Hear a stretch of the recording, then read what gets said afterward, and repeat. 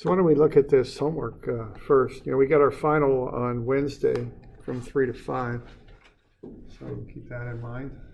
That's when the final's at.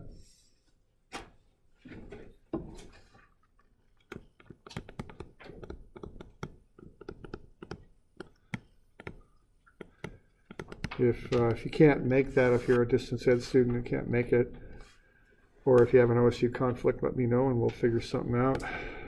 It's an IA 227. All right. All right, so here we go. So let's have a look at these. We're doing these using the charts is how I would suggest doing these. Everybody have a copy of those?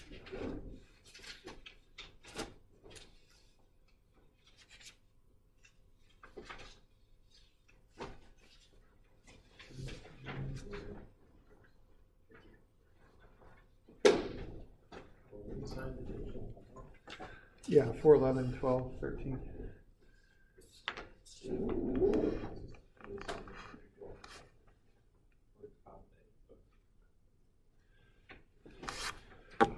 All right, so these things depend on E and I. You're given E. I you get from the beam cross-section. So what you do there is you just go BH cubed over 12 because it's a rectangle. So the base times the height cubed over 12.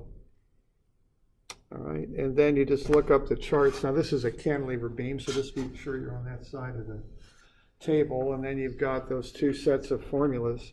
The first two cases actually on the cantilever side, the two top rows. So for a cantilever with a load on the end, which is this one, that's negative because it's down, PL cubed over 3EI. And then for a load some distance out there, you take P times whatever that distance is cubed over 3EI. And then you also account for the fact that after C in our diagram anyway, the beam would stick out in a straight line at a downward slope. So that would be PX1, or X2 actually, squared. I'm sorry, PX1 squared over 2EI. That's the slope, and then you multiply it by that extra distance x2 right there. Okay. So to figure out the total delta there, it's just a matter of adding up the two smaller ones.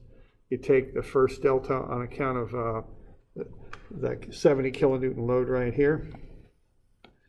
And, well, actually, you've got two of them. So you just add in the effects of both. So the first one would be the negative PL cubed over 3EI with the 70 kilonewton load out there.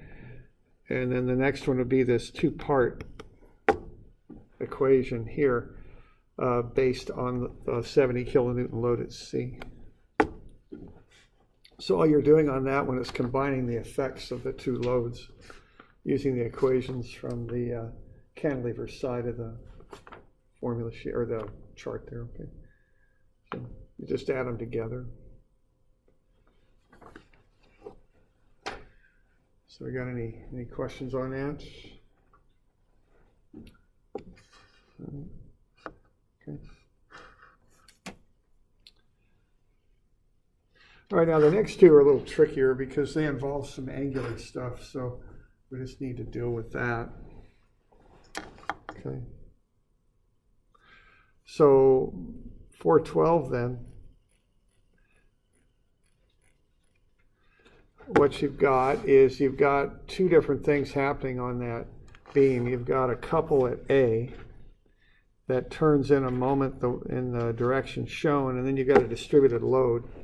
So what you're going to do is just consider first like there's two simply supported beams. Okay, so that's how you would start this thing. Okay.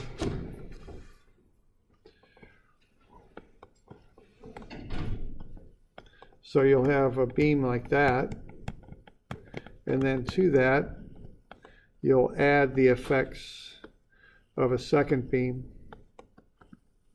that has a couple turned in. Now, what for starters here, this load will bow the beam down.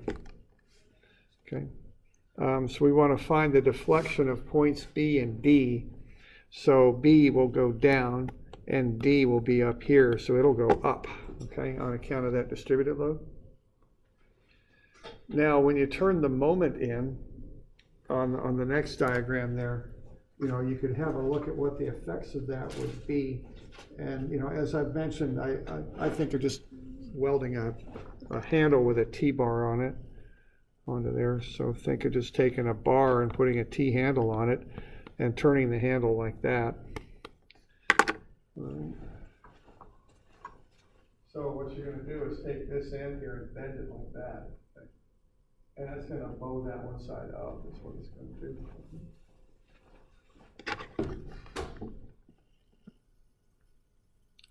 So that would be something like that.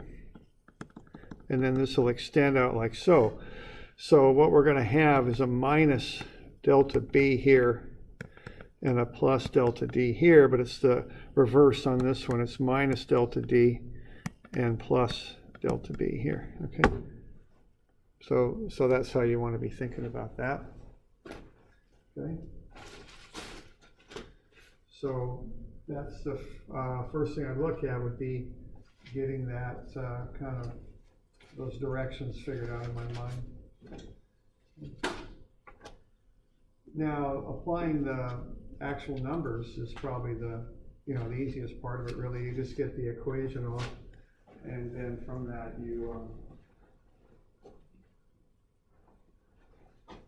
you just plug everything in. All right. Now, another thing to do here is all the unit conversions. Now, remember, when you're in the English system, get everything into pounds and everything into inches. Don't deal with kips, and don't deal with feet either. Get the feet converted into inches. So I've got the span of that beam, 3 feet and 3 feet. Well, that's 36 inches is what that is, and 36. So it's a total of 72 across the beam. And then the extension is 2 feet, 12 inches to a foot. There's 24-inch extension. Okay. So we'll start at that.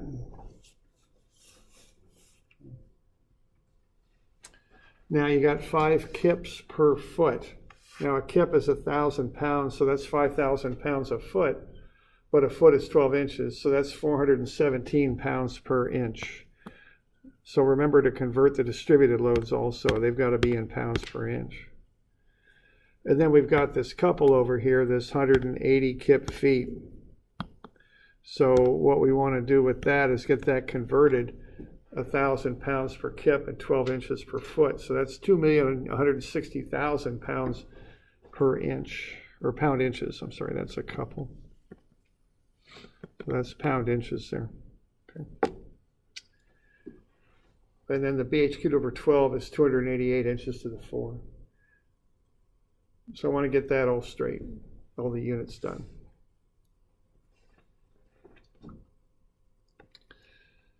All right, now once you've got that, you've got 2 different cases. You've got the moment there, and what you want then, the delta in the middle of the beam is ml squared over 16 EI. Okay.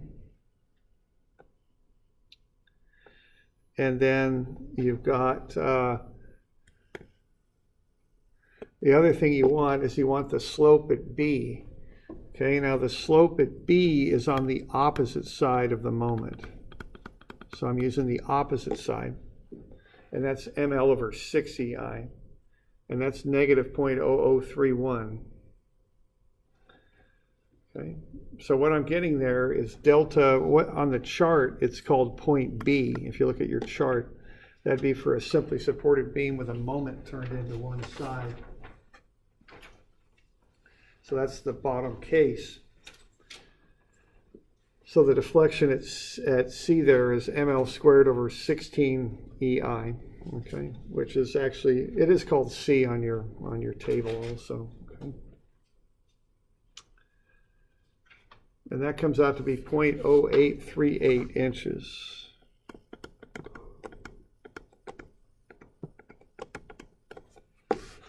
Then we also want to find this angle here, which is at the opposite side. And what that is, let's see, this is, I've got some mislabeling here. That's delta C. This is, well, let's see. It kind of depends what we call them here. Yeah, that is correct what I've got. Okay, so let's see, we got that. This is delta C.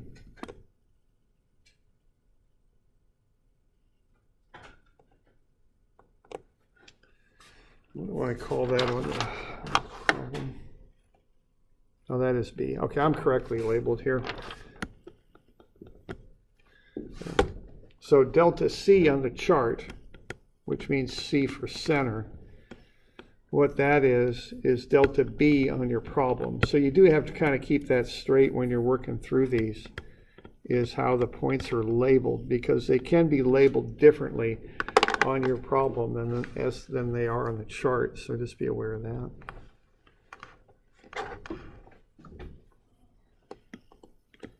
So the delta in the middle of the beam on account of a concentrated moment like that is ml squared over 16 EI. Okay.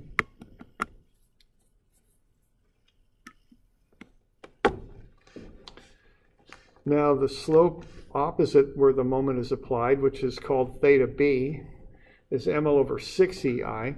Now I have to account for the fact that that's negative, because that moment there is going to bow the near side of the beam up. So the beam itself will bow up initially and then come back down. So that slope at B is negative. So I have to put that in there. And it's ml over 6 EI when it's opposite where the moment is. So I go minus the moment times the 72-inch length divided by 6 EI, and that's negative 0.0031 radians would be the measure on that. You could either think of it as being a slope or an angle in radians. Okay. And then I just do the same sort of thing here for the distributed load,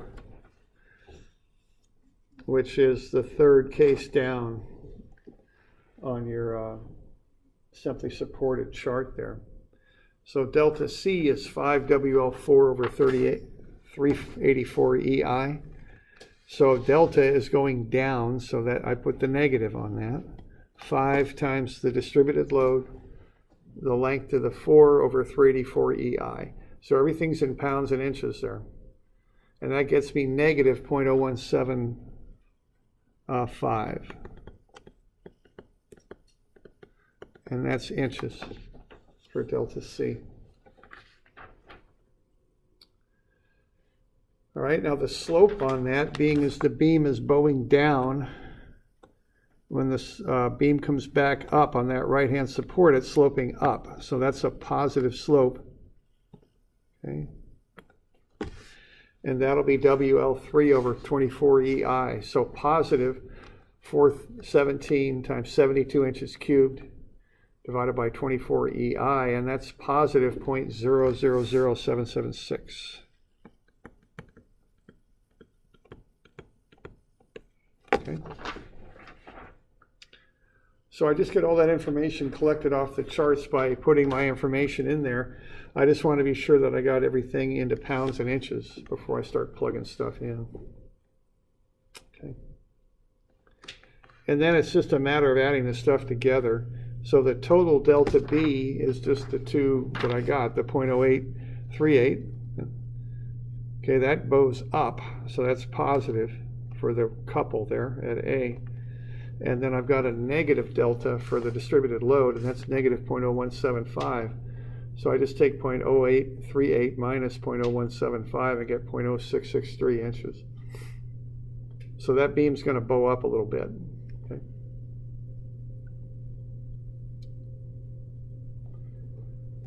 Now I can also find the angle at B just by adding the two angles I got from each of the cases. So the first one I got negative 0.0031, and that's negative because that when that beam bows up on account of the couple, it'll slope down at B. Okay. So I take that, then I add the angle on account of the distributed load, and that's 0.000776.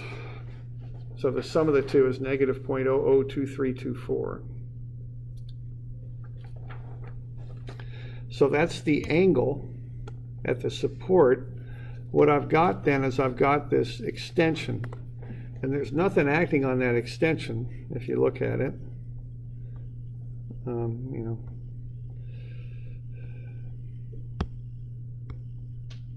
right there, it's just an extension that extends out from C to D. It's a straight line. There's nothing, no load there to make it curve. So all I have to do to find delta on the end of that beam is take the angle, which is also the slope, times that x distance.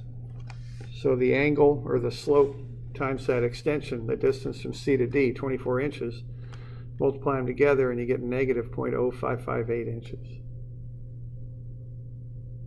Okay. So the idea with this one is you can take two cases and combine them together. You do need to be watching your signs and your units. So get everything in pounds and inches and watch whether it's going up or down. Okay. So we're doing all right? We got any questions on that?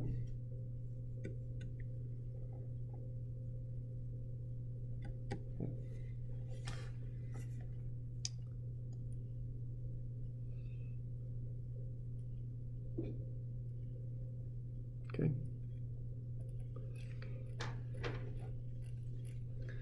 Now the last one's got some similarities with this, but it is a little bit trickier. But it is pretty similar to that one we just did. Okay. So I always watch the units. So E is 29 times 10 to the 6 pounds per inch squared. The 40 kips is 40,000 pounds. The 4 feet is 48 inches, and the 2 feet is 24 inches. So I want to get that lined out straight away. Okay. The moment of inertia is 2 times 6 cubed over 12, which is 36 inches to the 4.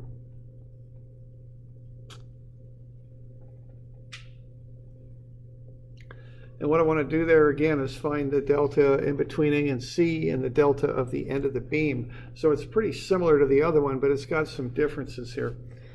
The first one is that you're not given a couple. What you're given is that overhang from C to D and the load on there. So that's going to be 40,000 pounds times 24 inches. So that's going to get you a moment there. Okay. So the 40,000 pound load causes a moment at C of that load times the 24 inch offset. It's 960,000 pound inches clockwise on the right hand side of the beam at the support there, support C. So what we're going to do is take that moment and look at the effects it has. Okay, so what you want there is you want to know how that would, what sort of delta C that would cause. It's ml squared over 16 EI. And also what the adjacent angle would be.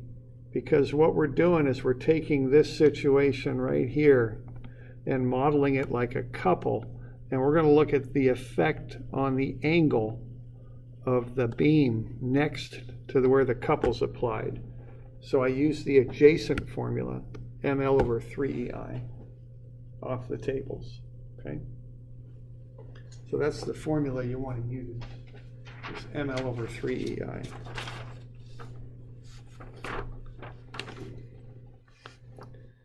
Delta C is ml squared over 16 EI. So we find the delta in the middle for the couple and also the slope or angle on the on the near side, the adjacent side.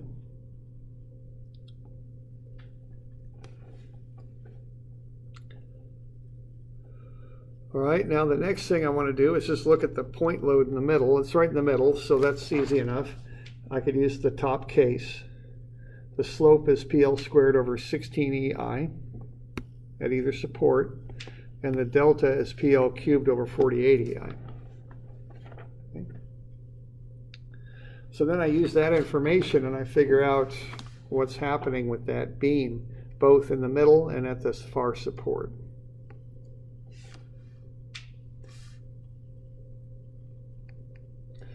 All right, now I do want to have a look at the deflections and what shape the beam will go into when I apply those loads. Okay, so if I've got a beam and I apply that downward load, I think that one's pretty straightforward there to see which way that'll go. That'll bow down, of course. So I'm going to get positive slope and a negative delta.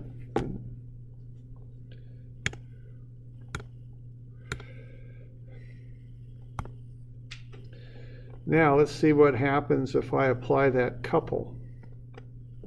Okay, I've got my simply supported beam and I'm going to apply a counterclockwise couple. So I just think of taking a wrench there, turning the wrench counterclockwise. What's that going to do to the beam where the wrench is at?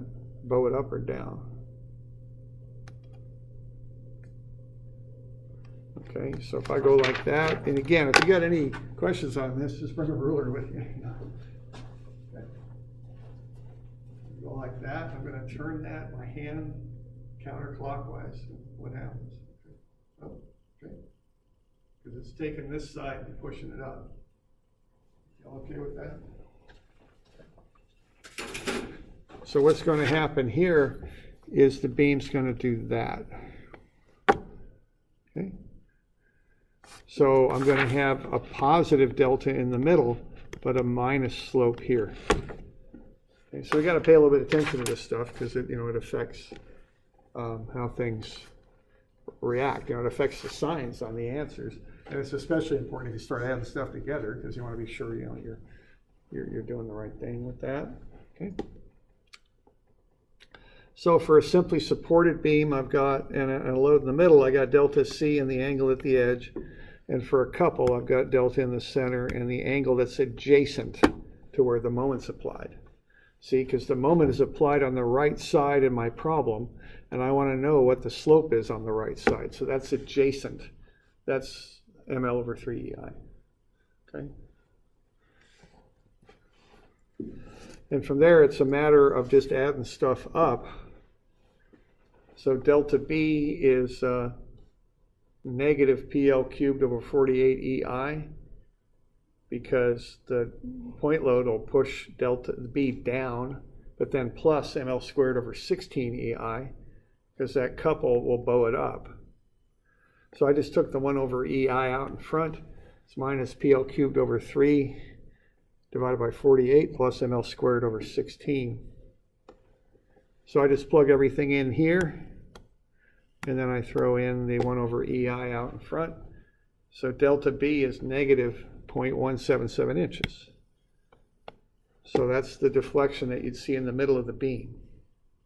Okay.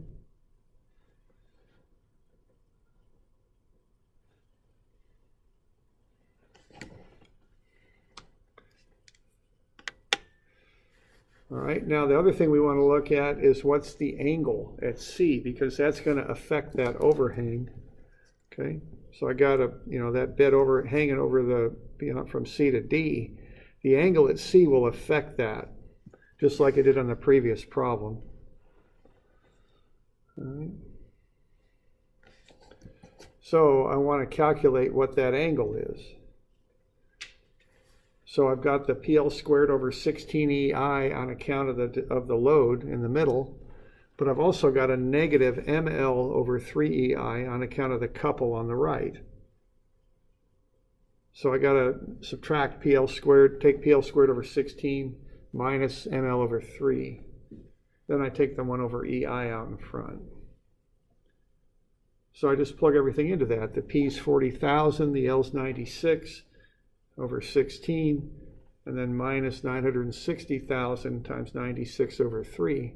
And then I've got the EI out in front. So what I get there is a negative angle at the right-hand side of the beam.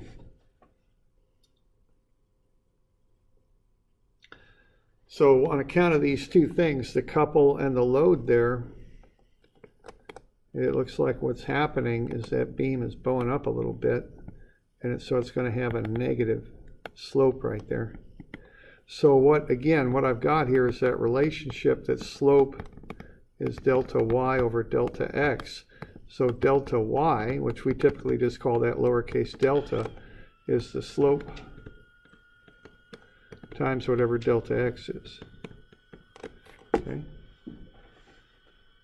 So I'm going to take that slope and multiply it by the length of the overhang, which I think is 24 inches. Okay.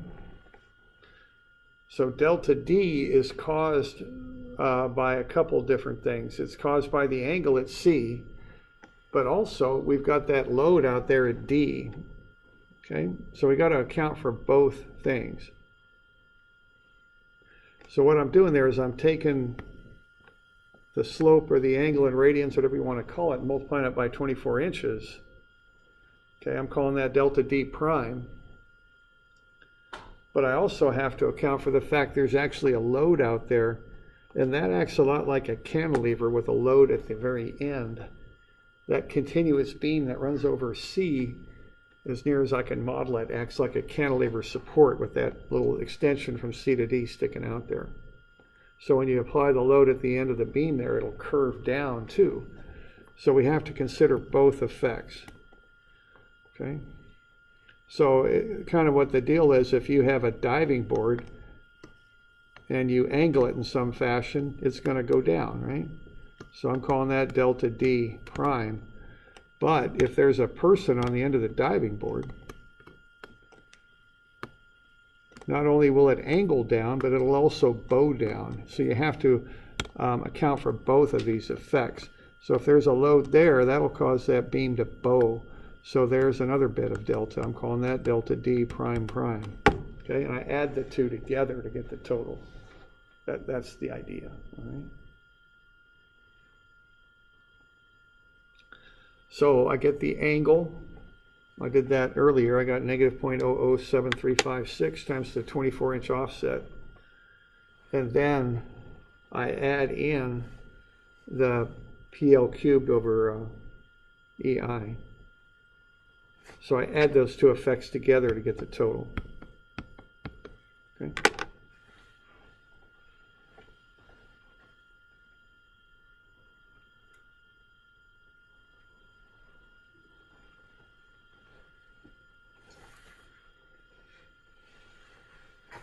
So we're doing all right with that.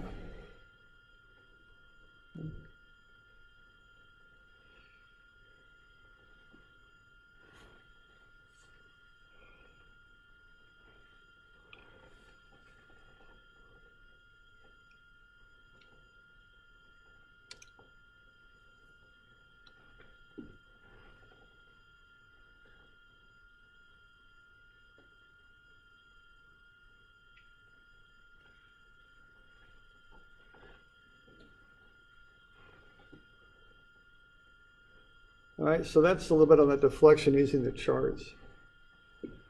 So the two ideas that we covered there, well, three of them, I guess. One is you just add stuff together. There's no fancy interactions between two different loadings or something. You just find the effect of each independently and then add the effects together. The other is this idea that if you've got an angle at a support with what we call an overhang, where the beam extends beyond the support, you take the angle in radians, which is the same thing as the slope. They're pretty much equivalent. And you just multiply it by the offset length. That's all there is to that. And then the last thing here is this idea that if you want to find how an overhang bends there, if you got a load on the end, the typical way to do that is to convert the offset load at the end, this load, into a couple. So you're going to look at, to kind of get that delta D, what you're looking at is this couple and how it affects the beam this way. And then your delta prime out here is just equal to whatever that angle is times the offset length.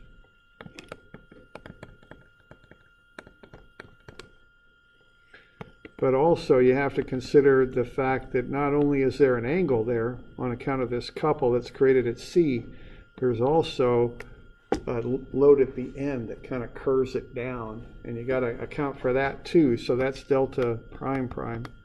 So delta total is the sum of the two. That's what's going on there, okay?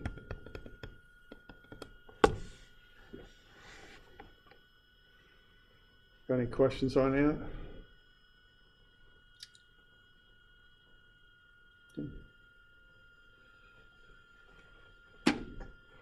And everybody has one of these deals, right? I gave everybody one of those, and okay.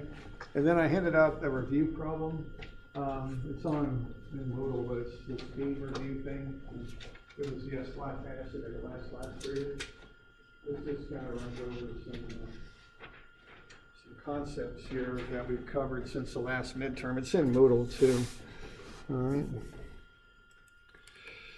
All right, so as far as the final goes, it's Wednesday from 3 to 5.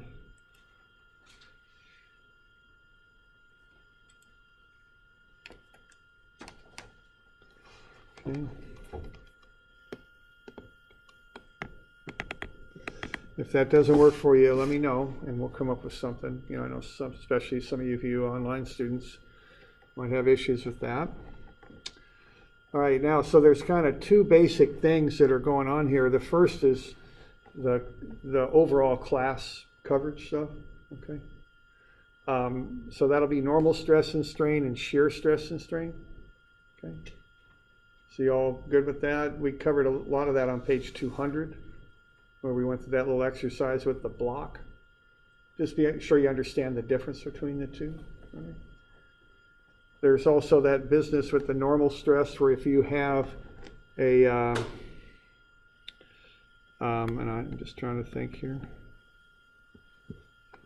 If you have multiple loadings on something, you know, we've done some like that where we might have loads like that.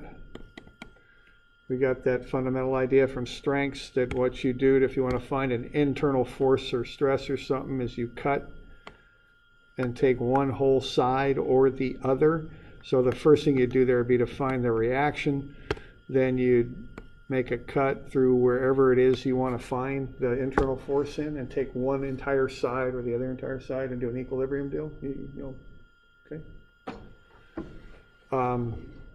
Modulus of elasticity is based on the stress strain curve, that linear portion, finding the slope of the linear portion.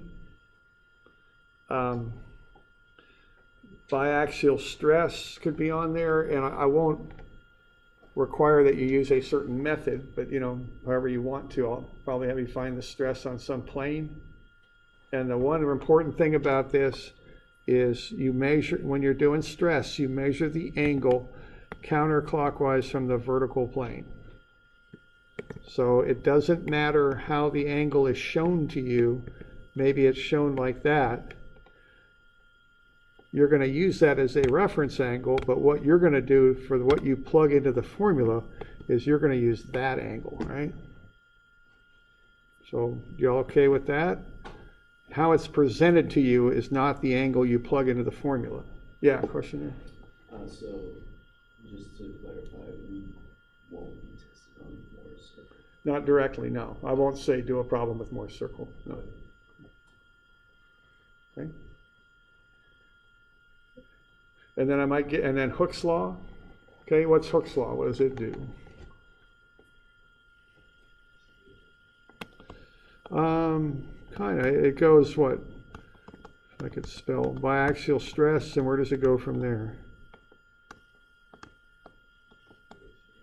Strain, yeah, okay. And it's just equations, you know, really you just plug the stuff in. But this is the purpose of it. If you got stress, you can figure out what the strains are going to be. If you got strains, you can back into what the stresses were that caused them. Okay. And then basic torsion, just the shear and angle of twist stuff. Also, there might be some short answer questions, how things fail and what they look like when they do. All right. So that's the overall class stuff that could be on here. Yeah. When you say short answer questions, is that stuff we've seen before in the two previous midterms? Or is it homework, maybe I wouldn't say midterms. So short answer stuff, sometimes I might say, okay, this shaft, here's a picture of a shaft with a failure plane on it. What caused the failure? Was it normal stress? Was it shear? What was it? And like we got into that a little bit. We did it both with torsion shafts. I don't know if you remember, I did some demonstrations here with some, it was kind of silly, but a Coke can and a clay shaft and a styrofoam, I think. And I showed you some photos.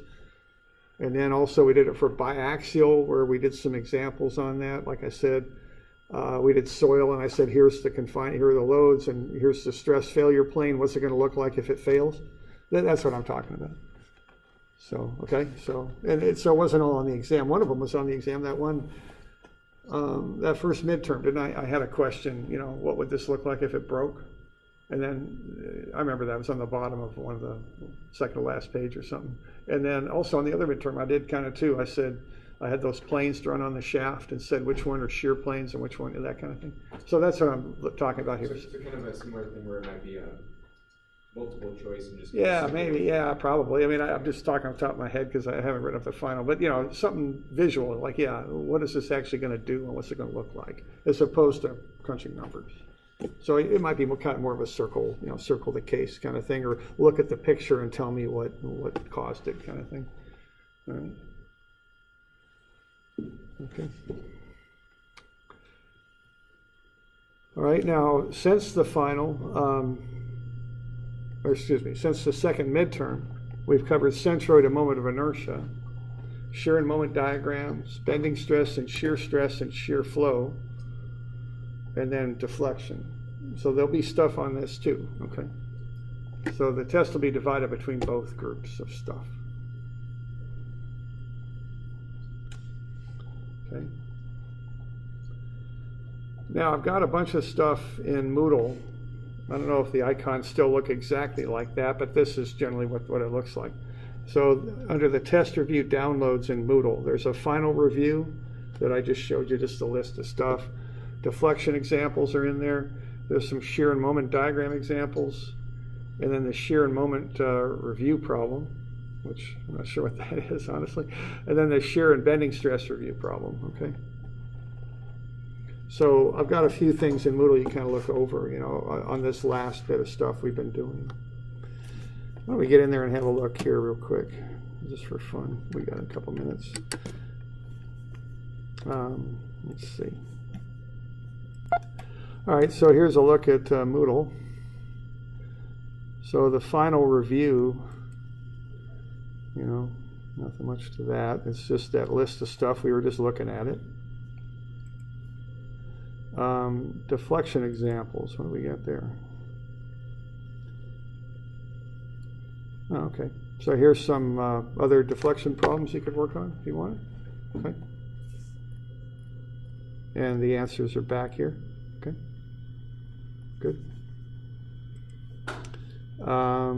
Shear and moment review problem. What does that look like? Oh, there we go.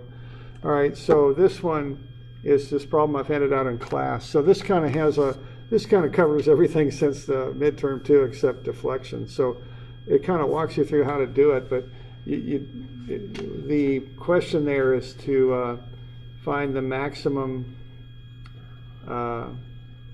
tensile and compressive stresses in the beam, and then to find the shear stress at that point B1. All right. So what I've got there is I've got the problem that you could download, and there, that's probably a better copy of it. And then what I've also got here is the key for it. So that's just kind of a walkthrough, shear moment diagrams, finding a centroid and a neutral axis and a moment of inertia, and then doing a shear design and a bending stress design. So that's a pretty good, overview of a lot of the stuff we've covered since the midterm too. And, and I will mention that this isn't like open-ended stuff, the stuff since the second midterm. The deflection kind of is, but this other stuff, there is a process to find a centroid. There's a process to find a moment of inertia. there is a process to find bending stress. You know, it's very process oriented. It's not like the questions would be confusing in any way. It's just find the bending stress, and there's a process for doing it. You do the process, right? So look at those formulas, and you find the stuff from each of the formulas. So like sigma is mc over I. You got to find the moment. You got to find c, which is the distance from the neutral axis to the edge of the beam, and you got to find I for the cross section of the beam. And then the shear is VQ over IT. So you got to find V off the shear diagram. You got to find that Q, that first moment of area that we went over. And you got to find I for the beam cross section. You got to find T, the thickness of the beam. Okay. So just get those kind of things figured out. How to do that stuff. Okay. You with me on that? I mean, it's not like it's going to be tricky in how it's worded or anything. It's just find such and such, and you find it. Okay.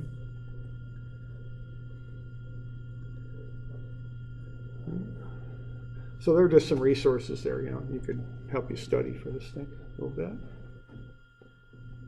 So, I'm doing all right with that. We got any questions on any of this stuff? Yeah. Yeah, just curious, like the overall kind of percentage of this stuff after the midterm versus before the midterm, if you have a general rough. Top of my head, I'd say 50-50 or somewhere in that ballpark. Okay. So yeah, it's about 50% of the stuff since midterm 2 and 50% of the stuff before, roughly, plus or minus. Okay.